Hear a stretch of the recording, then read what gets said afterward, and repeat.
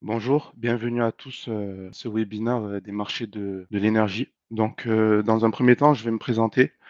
Je m'appelle Yanis Megheni, je suis analyste pricing au sein de la société Capital Energy qui est basée sur Toulouse. De ce fait, nous sommes un intermédiaire entre les fournisseurs et des clients professionnels et nous accompagnons des clients, nous les conseillons afin qu'ils puissent optimiser leur budget et faire des économies d'énergie. Donc, concernant le sommaire de cette présentation, celui-ci va s'articuler en 4 parties. Après avoir introduit rapidement le sujet, je vais vous expliquer les différentes fluctuations du marché de l'énergie, comment celle-ci s'articule, et vous présenter, me focaliser principalement sur le marché de l'électricité et le marché du gaz, car ce sont justement les énergies qui sont le plus utilisées par les entreprises. Et enfin, en deuxième partie, essayer de vous expliquer quel type de stratégie vous pouvez mettre en place, justement, vous les entreprises, pour essayer d'optimiser au mieux le coût énergétique. Donc, rebondir sur les informations que j'ai évoquées précédemment et ensuite essayer d'en déduire un constat. Donc, concernant l'introduction, tout d'abord, je vais vous présenter les enjeux principaux des marchés de l'énergie. Donc, pourquoi les marchés de l'énergie sont devenus un point très important? Pourquoi nous en parlons très souvent lors des débats politiques, économiques, etc. Donc, le premier point, c'est la sécurité de l'approvisionnement. Les instances publiques doivent d'assurer l'équilibre offre-demande, que ça soit sur l'électricité ou le gaz, par exemple pour éviter un blackout, donc phénomène qui est déjà arrivé lors d'années précédentes. Ensuite, le deuxième point, c'est la compétitivité. Donc, s'assurer que les entreprises bénéficient de tarifs attractifs et donc pour ce faire, essayer de mettre en concurrence les fournisseurs alternatifs tout simplement pour avoir une pluralité d'offres et en faire profiter aux différents consommateurs. Et enfin, l'enjeu environnemental. Donc cet enjeu-là, de base, était très important lors des dernières années, de par les différents objectifs qui ont été fixés par les instances publiques. Actuellement, il est toujours aussi important, mais du fait des différentes crises énergétiques qui ont eu lieu, certains de ces objectifs ont dû être décalés car il a fallu s'assurer d'un approvisionnement important en électricité et en gaz. Donc tous ces éléments-là, j'y reviendrai plus tard dans certaines diapos, donc j'y parlerai avec plus de précision. Donc concernant la deuxième partie de l'introduction, je vais essayer de vous présenter rapidement le contexte actuel énergétique de ces dernières années. Donc tout simplement, pourquoi parler des marchés de l'énergie? Pourquoi c'est devenu important de s'en préoccuper justement? Donc par exemple en 2021, ici vous avez un graphique qui représente les courbes de l'électricité et du gaz pour l'année +1. Donc, concernant ce graphique, on peut faire deux constats.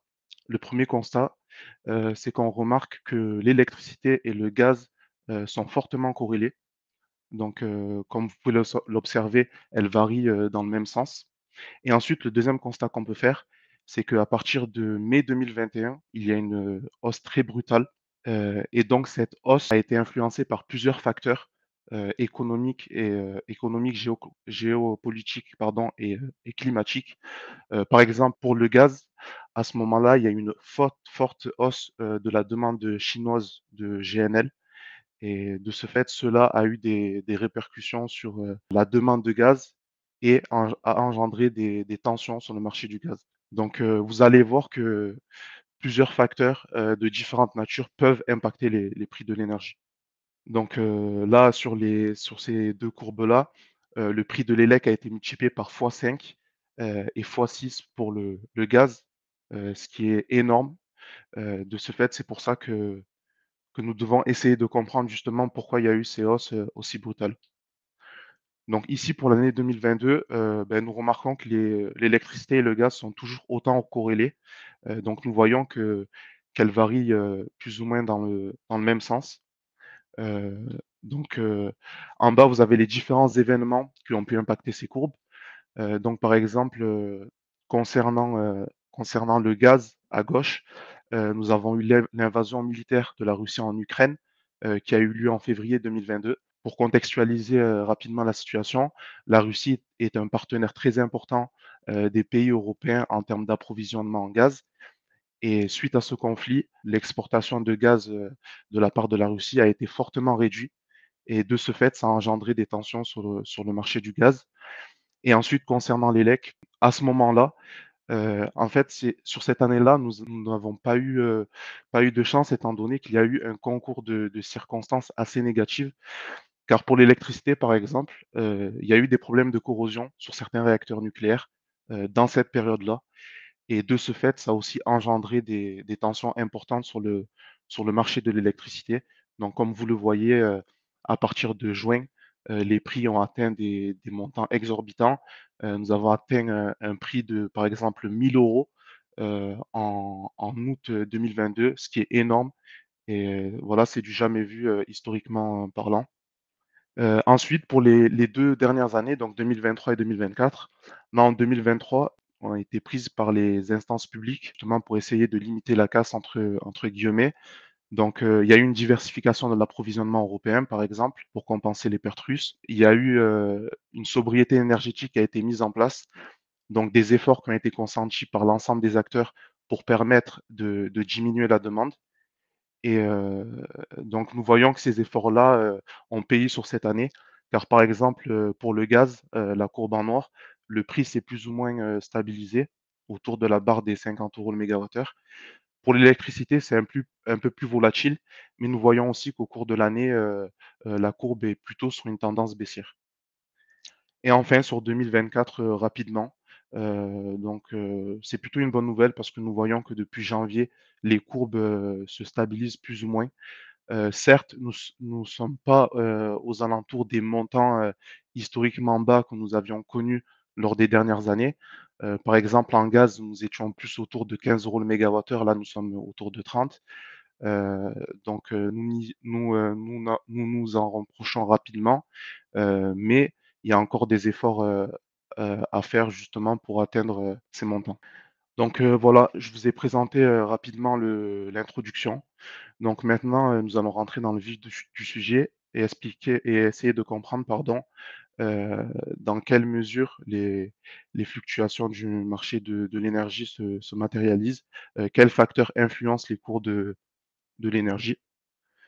Donc, tout d'abord, je vais partir d'un constat global et vous faire une présentation rapide des différentes énergies qui sont utilisées dans le monde.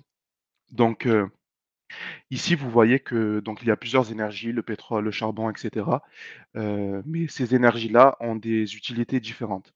Donc certaines énergies, par exemple, vont permettre de créer d'autres énergies, comme par exemple, le charbon, le gaz, le nucléaire qui vont servir à produire de l'électricité. D'autres énergies vont participer, activement à l'essor de l'industrialisation, notamment le gaz. D'autres énergies comme le pétrole vont permettre de créer des carburants. Nous allons nous focaliser donc, comme je vous l'ai dit précédemment, sur, l'électricité et le gaz, car c'est les 2 énergies qui nous intéressent et essayer de comprendre, comment celles-ci, fonctionnent. Donc, tout d'abord, je vais vous expliquer rapidement comment, fonctionne, le marché de l'énergie, en électricité et en gaz.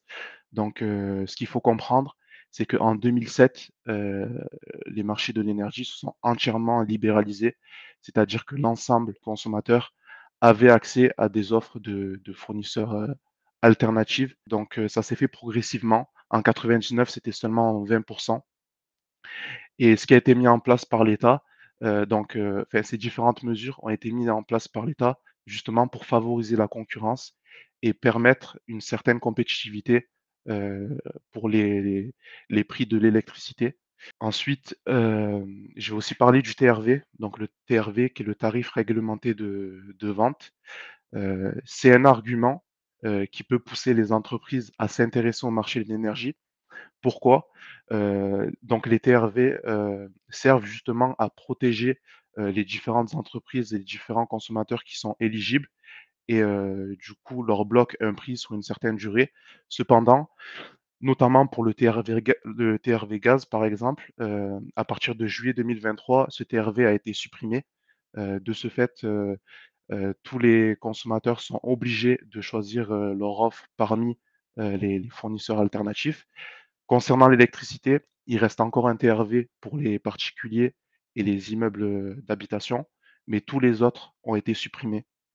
En fait, ce qu'on peut dire, c'est que l'ensemble des clients sont un peu lâchés dans la nature et sont forcément obligés de s'intéresser au marché de l'énergie, car justement, toutes ces protections qui sont faites par l'État, comme vous le voyez, disparaissent au fur et à mesure.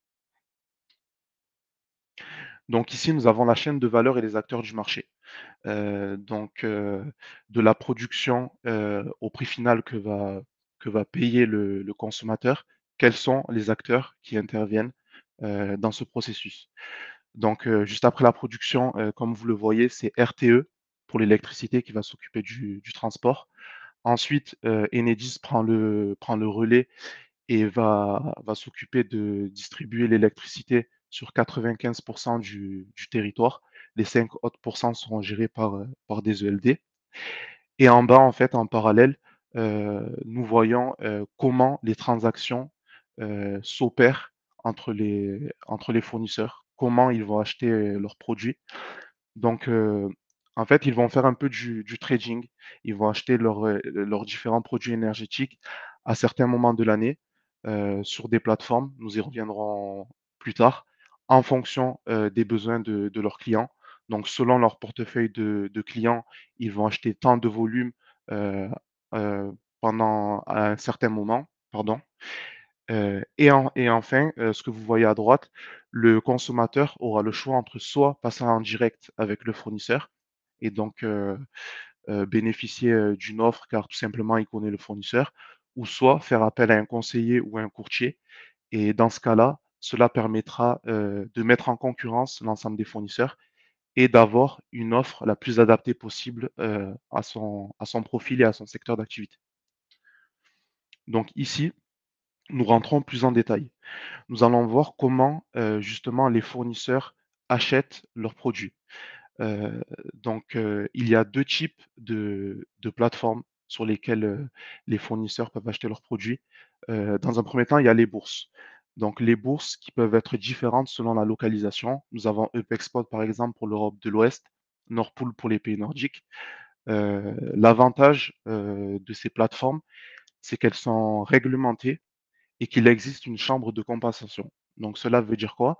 Cela veut dire qu'il y a des acteurs qui vont s'échanger pardon, différents produits, énergétiques et lorsqu'un acteur, si à ce moment-là, un acteur, fait défaut et décide de ne pas, assurer sa promesse de vente ou sa promesse, d'achat, justement la chambre de compensation va permettre, de dédommager, du coup l'acteur qui a subi cette non-promesse. Et ensuite, nous avons les marchés de gré à gré ou marchés de gré à gré intermédiaires. Donc sur ces marchés-là, l'avantage, c'est qu'il y a plus de flexibilité. Les différents acteurs vont pouvoir s'entendre sur différents, critères, tels que la durée du contrat, le prix de l'énergie, pardon, d'autres critères qui peuvent rentrer en compte. Cependant, l'inconvénient, c'est que, beh, il n'y a pas de chambre de compensation. Donc si un acteur fait défaut, heu, le fournisseur, par exemple, peut prendre un risque de ne pas être payé. Donc cela peut arriver. Dans certains cas de figure aussi, il faut aussi souligner que certains grands consommateurs interviennent, directement sur les marchés. Heu Cela va leur permettre d'éviter, du coup, la marge qui sera ajoutée, par le fournisseur. Ici, nous allons voir la nature des produits, qui sont achetés par les différents fournisseurs. Cette nature qui est, scindée en 2 parties. Tout d'abord, la temporalité du produit.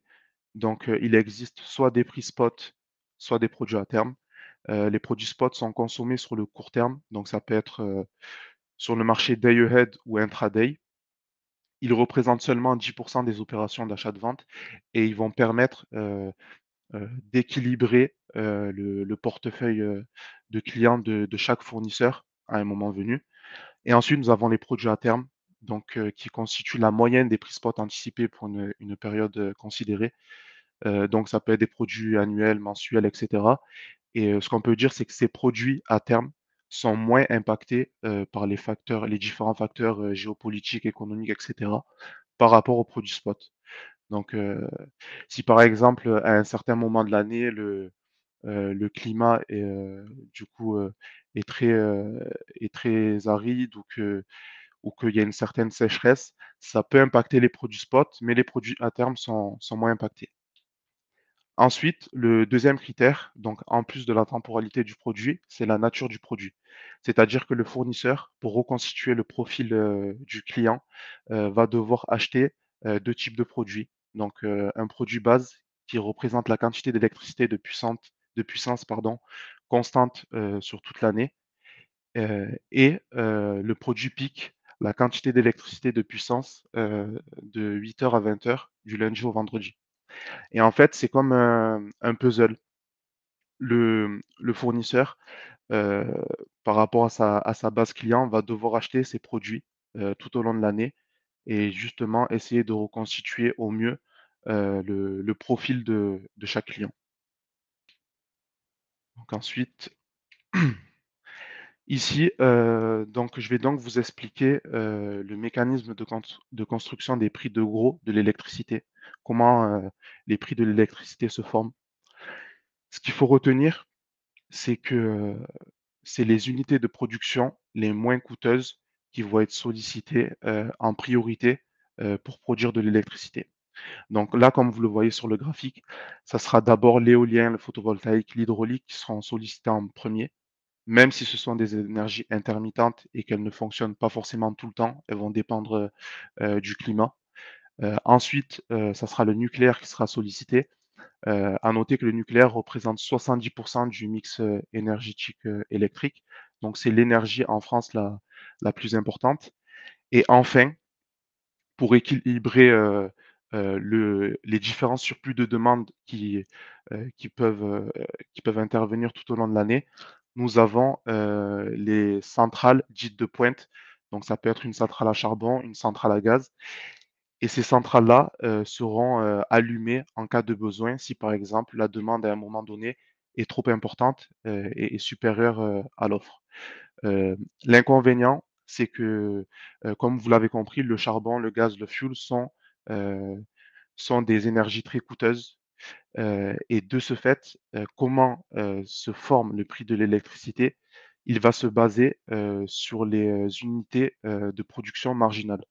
Donc, si, à une heure donnée, par exemple, c'est une centrale à gaz qui est allumée, le prix de l'électricité sur cette heure donnée, du coup, sera fortement lié au coût, de cette, centrale à gaz. Donc ça, c'est un peu l'inconvénient de ce mécanisme du principe, de ce mécanisme du merit order. Donc ici, nous voyons en fait tout simplement les différents arbitrages, qui peuvent se faire. Donc, comme je vous l'ai expliqué, différentes unités de production sont appelées dans un ordre, croissant, pour répondre à une certaine, demande, d'électricité. Heu, L'avantage, c'est que nous sommes, sur un marché, européen interconnecté. Cela veut dire que les différents pays européens peuvent, s'acheter et se vendre de l'électricité entre eux, lorsqu'il y a des manques ou lorsque, leurs unités de production ne sont pas forcément compétitives. Donc là, c'est ce qui se passe, dans le cas numéro 2. Donc ça s'appelle un couplage des marchés. Cela veut dire que, en Belgique, par exemple, si à un certain moment donné de l'année, heu, les unités de production, par exemple une centrale à gaz, ça sera trop coûteux de la rallumer pour répondre à la demande, ils peuvent se permettre d'acheter de l'électricité à un autre pays, par exemple, à la France. La France qui bénéficie, de prix de l'électricité attractifs, car ils ont un parc nucléaire conséquent et donc ce mécanisme, du coup, va permettre à la Belgique, dans cet exemple, d'avoir, des prix, plus compétitifs que si ils avaient allumé, par exemple, une centrale à gaz ou une centrale à charbon. Donc, ici, nous avons, 2 types de mécanismes qui permettent, d'équilibrer aussi l'offre et la demande sur le marché de l'électricité.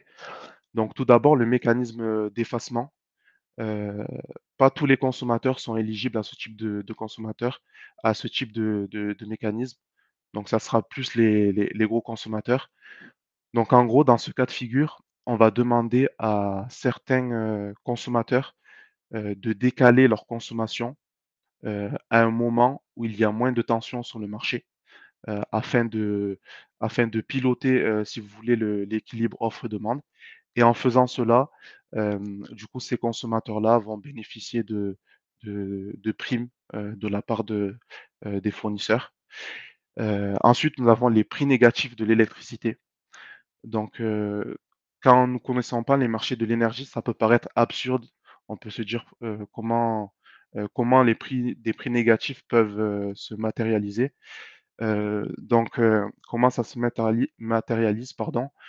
C'est tout simplement, lorsqu'une, centrale, est allumée et qu'elle produit de l'énergie, donc par exemple une centrale à gaz, et à un certain moment, de l'année, heu, l'offre est supérieure à la demande. Donc c'est-à-dire que qu'on n'a plus besoin de gaz, par exemple, à un certain moment de l'année.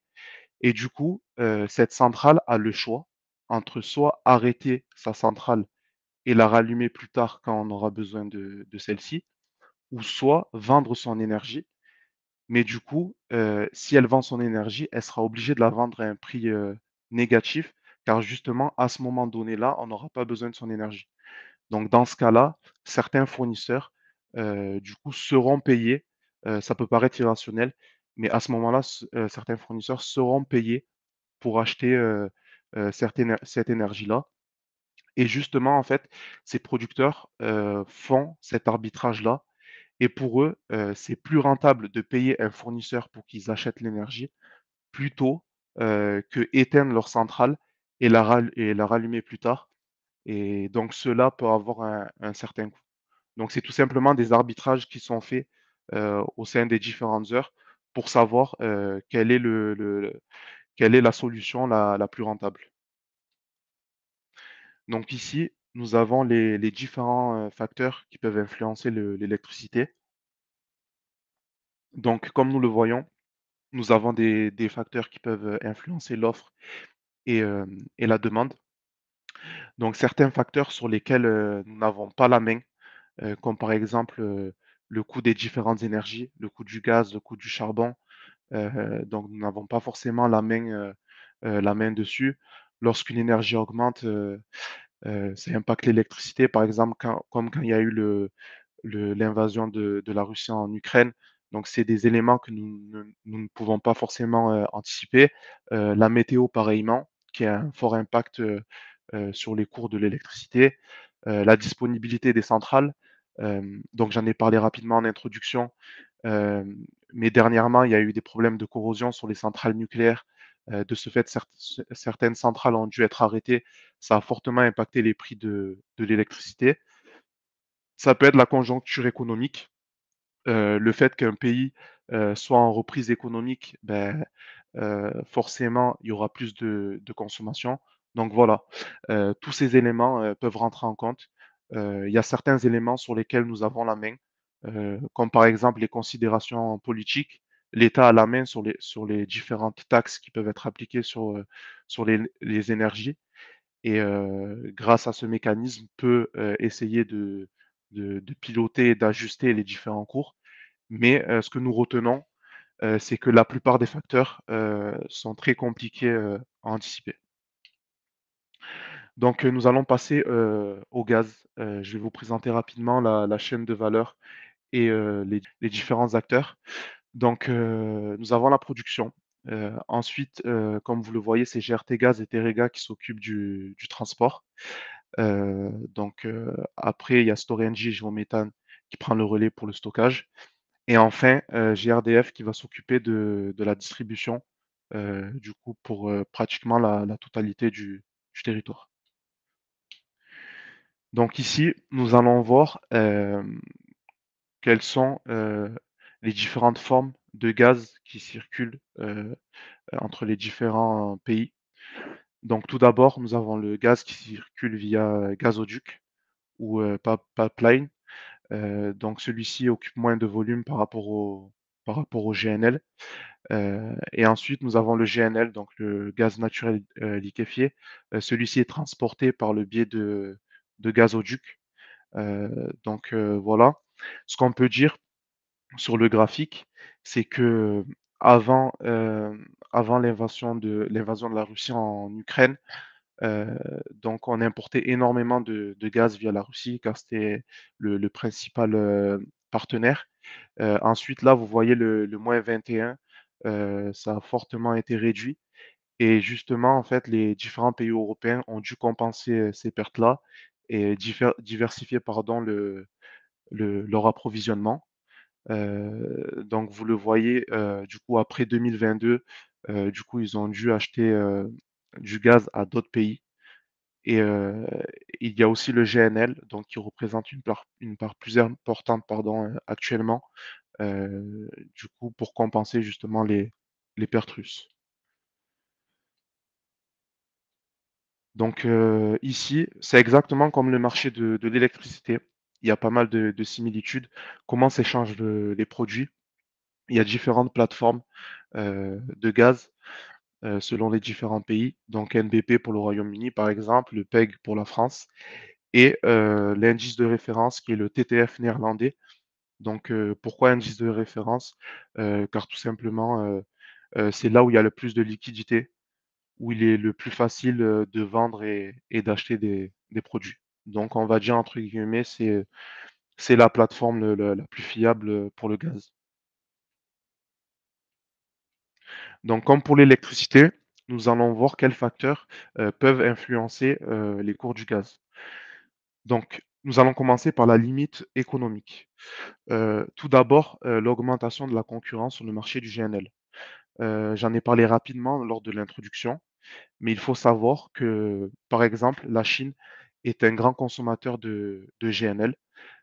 Dernièrement, ils étaient un peu en baisse, d'activité économique, mais l'ensemble des analystes et des experts, ont remarqué que lorsque la Chine était en reprise économique, donc se mettait à importer beaucoup plus de GNL et cela pouvait avoir un impact sur les cours du gaz. Ensuite, l'augmentation du prix du charbon et du CO2. Donc il faut noter que le charbon est une, énergie substituable au gaz. C'est-à-dire que quand, par exemple, le gaz est trop cher, ben, on va utiliser du charbon.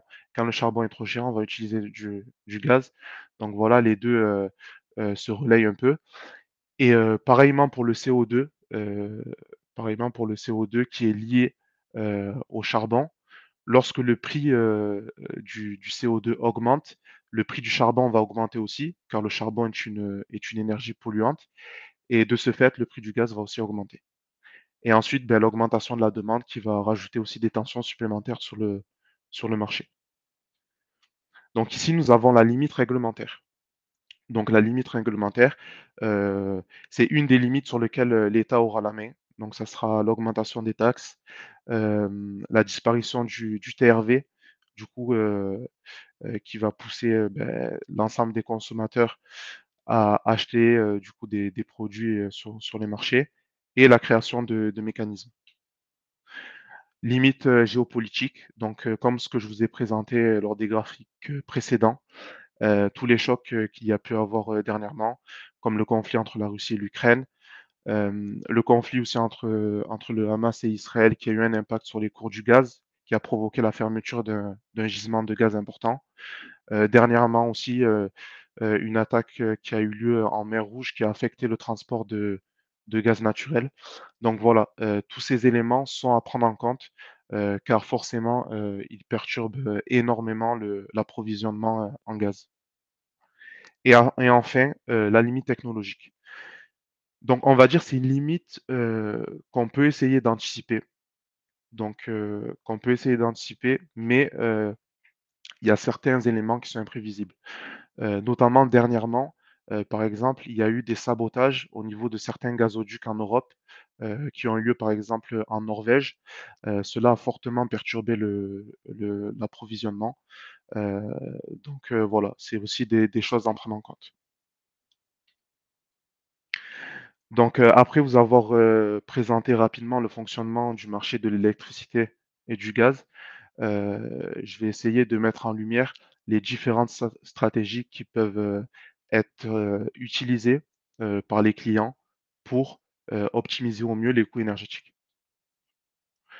Donc tout d'abord, pour un client, avant même de se dire quelle offre d'énergie je dois choisir, que ce soit en électricité ou en gaz, le client doit se poser la question suivante: «Est-ce que je consomme efficacement?» Donc pour cela, il y a plusieurs façons de le vérifier. Dans un premier temps, l'optimisation de puissance. Heu, donc c'est l'optimisation de puissance va concerner l'électricité. Le client, doit s'assurer que sa puissance est adaptée à sa consommation. Si sa puissance, par exemple, est trop élevée, le client va payer des coûts en plus sur son acheminement, sur les taxes. Donc c'est pas optimal. Dans le sens inverse, si la puissance n'est pas adaptée, elle est trop basse et elle n'est pas adaptée à sa réelle puissance, le client va avoir des pénalités. Donc ça, c'est très important pour le client de s'assurer vraiment que la puissance est bien adaptée à sa consommation. Ensuite, nous avons le décret tertiaire aussi. Donc ce mécanisme-là concernera seulement les entreprises du secteur tertiaire dont la surface est supérieure à 1000 m² et elle visera à réduire la consommation d'énergie pour ces entreprises-là. Donc avant même de souscrire une offre, se poser la question, par exemple: «Est-ce que mes locaux sont trop anciens? Est-ce que je peux faire des investissements et le rentabiliser sur le long terme?» Je pense que c'est une question très importante, que chaque client doit se poser. Donc après, s'être posé, cette question, le client, avec, l'aide de conseillers ou de courtiers, peut essayer de voir les différentes formules, qui peuvent lui être proposées. Donc dans un premier temps, donc il y a 2 types de formules. Dans un premier temps, il y a les formules fixes. Donc les TRV électricité, comme je l'ai expliqué précédemment, heu, il existe seulement actuellement un TRV pour les petites entreprises et particuliers. Le prix du marché, donc le client va payer un prix fixe durant une période, donnée et enfin, un prix Arène. Donc, je vais vous expliquer rapidement ce que c'est l'Arène. Donc c'est l'accès régulé, à l'énergie nucléaire historique. C'est un mécanisme qui a été mis en place en 2010 par le biais de la loi NOM et ce mécanisme-là a contraint EDF à vendre un quart de sa production, aux fournisseurs alternatifs au prix de 42 €. Donc cette décision a été prise pour favoriser la concurrence et de ce fait, chaque année, les fournisseurs alternatifs demandent, une certaine proportion, d'Arenh en fonction de leur portefeuille, client. L'inconvénient, c'est que si les fournisseurs alternatifs demandent, trop d'Arenh, parce que c'est seulement 100 TWh environ, il peut y avoir un écrêtement. Donc selon la modulation qu'a choisi le client, si par exemple le client a choisi d'avoir 80 d'Arenh dans son contrat. Heu, Par exemple, en 2022, le guichet Arenh, il s'est établi à 76. Cela veut dire que les fournisseurs alternatifs ont eu seulement 76 pardon, de l'Arenh qu'ils ont demandé. Donc dans ce cas-là, le client sera écrêté, car justement le fournisseur devra racheter les volumes manquants sur le marché. Donc nous y reviendrons plus tard aussi. C'est un type d'offre qui peut être intéressant pour le client, mais il peut exister un risque. Et enfin, nous avons les formules à tarification dynamique.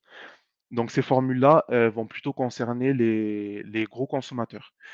Donc nous avons les formules à clic, par exemple. Heu, Par exemple, un client qui a un début de fourniture en 2027, il peut décider, du coup, d'acheter une partie de son énergie aujourd'hui à un certain prix, par exemple 50 de son énergie, aujourd'hui et se dire que les 50 autres il va les acheter, l'année d'après car, par exemple, il anticipe une baisse des cours de l'énergie. Donc voilà, ça permet de piloter, sur une durée, son budget énergétique.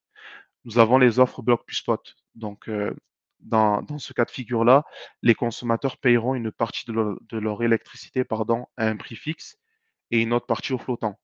L'inconvénient, la différence avec le prix marché, par exemple, c'est que, si, le client surconsomme ou sous-consomme, il va payer des pénalités car le fournisseur devra racheter ou devra vendre de l'énergie, sur le marché à ce moment-là.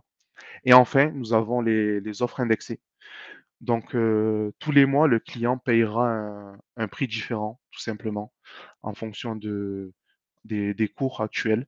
Donc voilà, cela peut être intéressant, si les cours sont bas, si la production d'énergie renouvelable est en hausse, car justement, le renouvelable permet, d'avoir des prix spot très compétitifs et dans ce cas de figure-là, ça peut être intéressant pour un client de souscrire à ce type d'offre. Et enfin, après avoir, regardé les différentes offres qui s'offrent à nous, pour un client, le client doit se poser 3 questions. Donc tout d'abord, quand me positionner? Dans un premier temps, pour un client, il est préférable de se positionner au moins 1 an avant le début de sa fourniture pour anticiper, un maximum les différents chocs, qui peuvent, intervenir. Je donne un exemple pour le gaz, par exemple, le remplissage des stocks de gaz, se fait, entre avril et juin.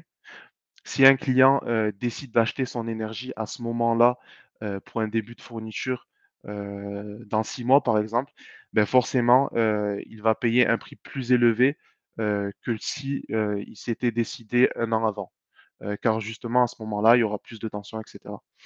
Dans un second temps, lorsque les cours du marché sont historiquement bas, nous, en tant que conseiller, on va préconiser aux clients, de se positionner rapidement. Tout simplement, car la probabilité que le prix, baisse encore énormément, par la suite est plus faible, heu, que que que la probabilité que le prix réaugmente. Donc en gros, il y a plus de manque, à perdre que de manque à gagner. Donc dans ce cas-là, on va conseiller aux clients de se positionner, rapidement. Quand est-ce que c'est une bonne idée de temporiser? Donc, lorsque la situation pardon, géopolitique est stable, par exemple, c'est pas forcément le cas actuellement. Ben, nous voyons avec la Russie, ça fait plus de 2 ans que le conflit existe et ça ne s'est toujours pas arrangé, heu, voire on va dire des fois ça on voit au sein des débats politiques que ça s'aggrave un peu. Donc voilà, on n'est pas forcément dans ce contexte-là. Ensuite le deuxième point, heu si l'offre est assurée de perdurer sur le long terme. Donc ce n'est pas forcément, le cas aussi. Je vais donner un exemple, rapide. Pour produire de l'électricité, on utilise, énormément de GNL. Donc le GNL est une énergie du coup heu, est une énergie en forte progression actuellement. L'inconvénient, c'est qu'elle est polluante et qu'elle n'est pas forcément viable sur le long terme. Heu, il y a certains projets de GNL actuellement qui ont été stoppés justement car ils rentrent en contradiction avec les différents objectifs environnementaux. Donc c'est aussi un élément à prendre en compte. Il faut aussi se dire qu'aujourd'hui, le GNL nous permet, d'avoir des prix attractifs, mais est-ce que ça sera le cas dans 5 ans ou 10 ans? Pas forcément. Donc c'est un élément qu'il faut prendre en compte. Et enfin, sur combien de temps me positionner? Donc, concernant cette question, il faut prendre en compte, la réglementation. Heu, donc, être au courant de tout ce qui se passe. Par exemple, en 2026, le TRV électricité, sera étendu à toutes les entreprises de 10 salariés et il n'y aura plus la contrainte de puissance de 36 kVA. Donc, pour les entreprises qui connaissent cette information-là, ça ne sera pas nécessaire de souscrire à un prix marché pour 2026. Et le deuxième point, c'est climat géopolitique tendu. Donc, dans ce cas-là, il faut favoriser un contrat, long terme, afin nous y reviendrons à la fin, pour la présentation d'un cas pratique, mais, il est préférable de se positionner sur un contrat long terme. Et enfin, donc quelle formule, choisir? Donc le type de formule va dépendre tout simplement, dans un premier temps, de ce que veut le client. Est-ce que le client veut prendre des risques? Est-ce que le client, ne veut pas se prendre la tête, a une idée de budget et ne veut pas le dépasser? Est-ce que le client est fortement intéressé par les marchés de l'énergie? Dans un premier temps, lorsque le volume est conséquent, il est intéressant pour le client de souscrire à une offre bloc plus spot, heu, afin de maîtriser au mieux, toutes les variables qui peuvent impacter, les cours de l'énergie. Il y a énormément de volumes qui sont en jeu, donc dans ce cas-là, ça peut être intéressant de piloter au mieux justement, son budget. Hem, Lorsque le renouvelable est important, comme je l'ai expliqué tout à l'heure, ça peut être intéressant de partir sur de l'indexé. Donc, il faut savoir que lorsque, par exemple, l'éolien augmente ou que les barrages hydrauliques, sont fortement utilisés, ça tire les prix spot vers le bas. Ça favorise la compétitivité des prix spot et de ce fait, il peut être intéressant de partir sur de l'indexé. Ensuite, nous avons les offres fixes. Donc, pareil, comme je l'ai expliqué tout à l'heure, ça va permettre au client, de se fixer un certain budget, de ne pas prendre de risques et entre guillemets, de ne plus se soucier, de son contrat d'énergie pendant un certain temps.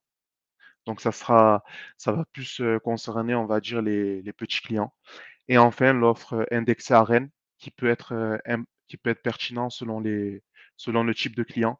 Hem, Par exemple, les clients agricoles, qui ont des droits à Rennes très importants.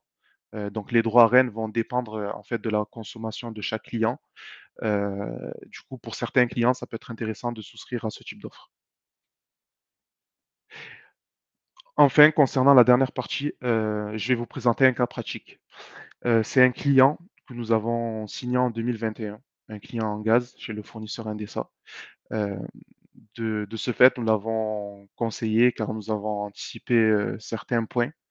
Le client en question, pour contextualiser, comme vous pouvez le voir, à gauche sur le tableau, il a payé un prix de 25 € le mégawattheure sur 4 ans, juste avant une hausse brutale des prix du gaz. Donc, comme vous pouvez le voir, le contrat a été signé, hem, en en novembre, de en pardon, en septembre 2021 et à droite sur le graphique, vous pouvez voir que sur cette période-là, il y a eu une forte hausse des prix de l'électricité et du gaz. Donc, la question que vous pourriez vous poser, c'est pourquoi nous avons conseillé ce client de se positionner à ce moment-là et pourquoi sur aussi longtemps? Car là, il s'est positionné sur 4 ans, c'est conséquent.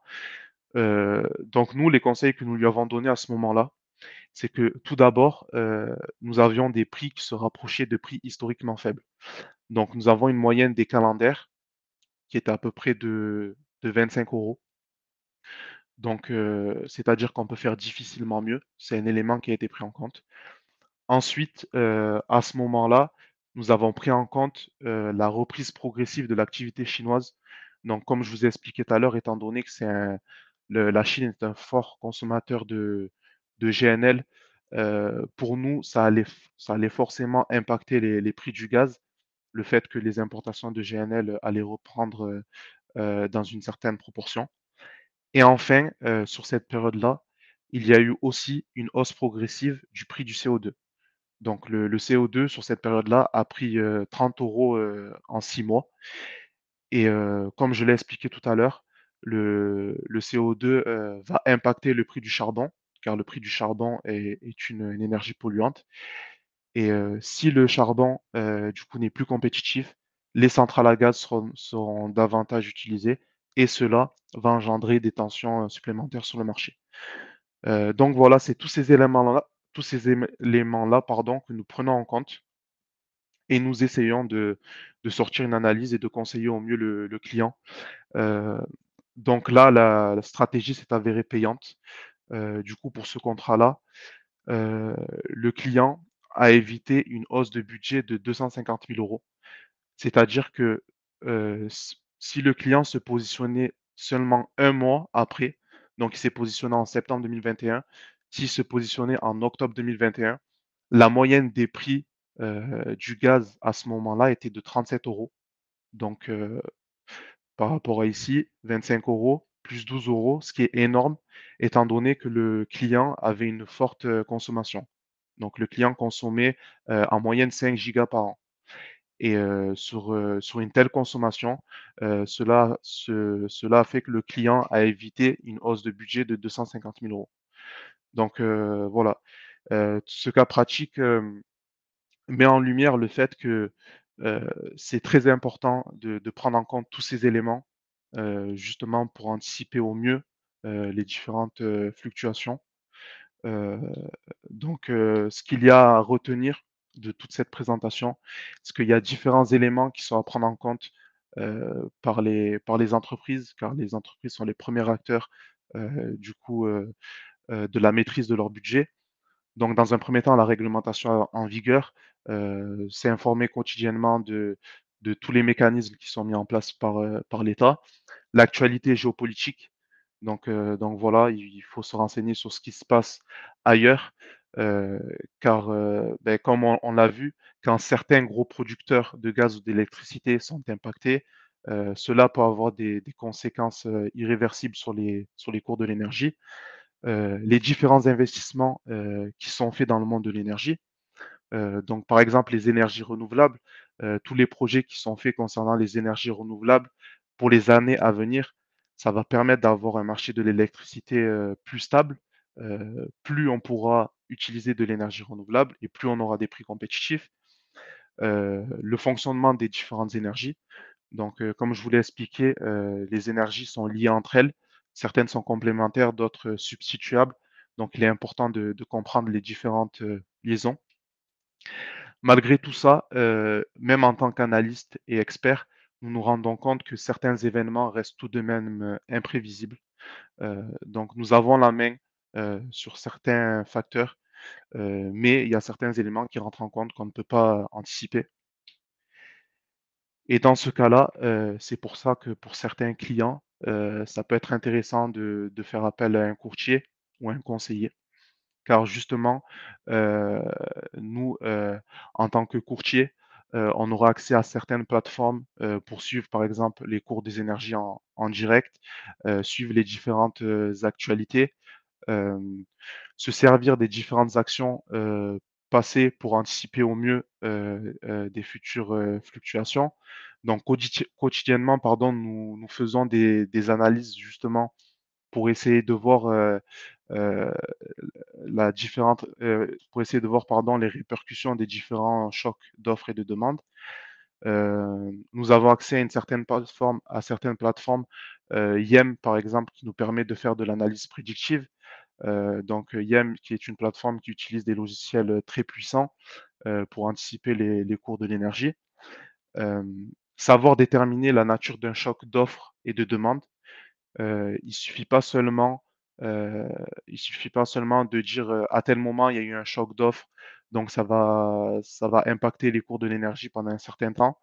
Il faut savoir dans quelle mesure ce choc, d'offres, va se perpétuer. Il y a certains chocs d'offres qui sont le conflit qui a eu lieu en Russie, donc ça fait plus de 2 ans que ça a impacté les prix du gaz. D'autres, chocs, qui vont impacter les cours, mais seulement sur une semaine. Donc ça, c'est important de le prendre en compte.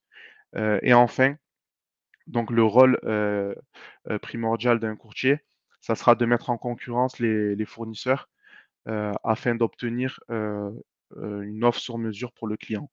Donc tout simplement de trouver la solution la plus adaptée possible, par rapport à ses besoins et pour que le client puisse maîtriser, au mieux ses coûts énergétiques. Voilà, j'ai terminé la présentation. Je vais lire les différentes questions que vous avez posées. S'il y a des questions qui vous viennent, à ce moment-là, n'hésitez pas à me les poser. Je vais essayer d'y répondre. J'observe une question de Vincent. Salut à toi. Donc bien rappeler que l'on parle des coûts d'exploitation les plus faibles, mais pas des coûts complets qui sont de fait élevés, pardon, pour les renouvelables si l'on tient compte de l'impact négatif de l'intermittence sur le système électrique. Donc en effet, concernant les, euh, les énergies renouvelables, euh, ça sera plus les coûts variables du coup qui seront faibles.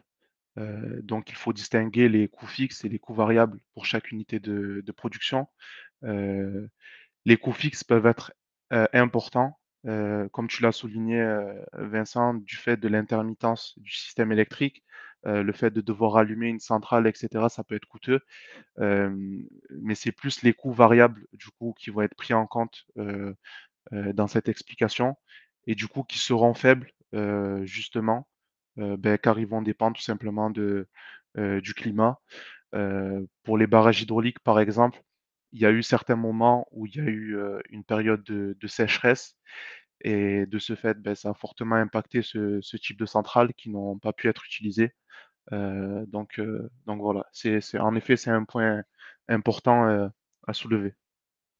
Oui, en effet, concernant les différents réacteurs nucléaires, c'est une problématique importante, étant donné que ce n'était pas forcément, lié au vieillissement, des réacteurs, car justement certains réacteurs, du coup, étaient censés durer pendant plusieurs années. Heu, le phénomène de corrosion, est apparu un peu d'une manière imprévisible, heu donc le fait que EDF n'a pas pu anticiper, cela justement a provoqué, du coup des coûts irréversibles sur les cours de l'électricité. Alors que justement si EDF avait pu anticiper ce problème, si par exemple EDF sait qu'à partir d'un certain moment, heu les réacteurs nucléaires arrivent en fin de vie, ils peuvent anticiper et les remplacer ou les renouveler. Et là, c'est pas ce qui s'est passé justement. Il y a eu ces problèmes de corrosion, qui n'étaient pas censés arriver et heu et de ce fait, ça a provoqué, une hausse très importante des cours de l'électricité. Donc une question de Abdul Mouiz: «Vous pouvez m'en dire plus sur le PEC-Spot?» J'ai pas vraiment compris. Donc, le PEC-Spot, c'est, une plateforme, sur laquelle, les fournisseurs d'énergie vont acheter des produits. Donc ça peut être des produits, court terme, des produits spot, comme des produits à terme. Comme je l'ai expliqué, selon, leur portefeuille, client, ils vont être amenés à acheter différents produits, donc ça peut être des produits annuels, des produits, mensuels et cetera. Et l'avantage en fait de ces plateformes, c'est qu'elles sont réglementées, pardon. Il y a pas mal de règles, du coup qui sont définies et en fait, ça permet de protéger tout simplement les différents acteurs, qui vont utiliser cette plateforme. Donc si un acteur heu, fait défaut, heu, fait un défaut de promesse de vente ou d'achat, ça permettra de protéger le fournisseur. Donc, Vincent, je rebondis sur ton commentaire quand tu dis qu'il n'y a plus d'énergie renouvelable, qui est compétitif. Heu, comme tu l'as souligné, la problématique, c'est que c'est une énergie intermittente, donc ça va impacter, positivement les produits spot quand ces énergies-là sont utilisées. Heu, le problème, c'est qu'on ne peut pas les utiliser tout le temps, donc c'est aussi un élément qui est à prendre en compte. C'est pour ça qu'il y a des projets qui sont en vigueur, qui sont en cours actuellement, justement pour, accroître la production de certaines capacités de production renouvelable, comme par exemple, l'éolien en mer, les barrages hydrauliques et cetera. Donc je pense que d'ici 5 à 10 ans, ça sera beaucoup mieux et on pourra, mieux solliciter justement ces centrales. Je vous remercie à tous, pour avoir participé à cette présentation. J'espère avoir été très clair et avoir, suscité votre intérêt pour les marchés de l'énergie. J'espère aussi que ça vous servira dans vos prochaines, décisions à prendre et que ça vous permettra d'optimiser au mieux vos, vos budgets énergétiques. Donc voilà, c'est très important.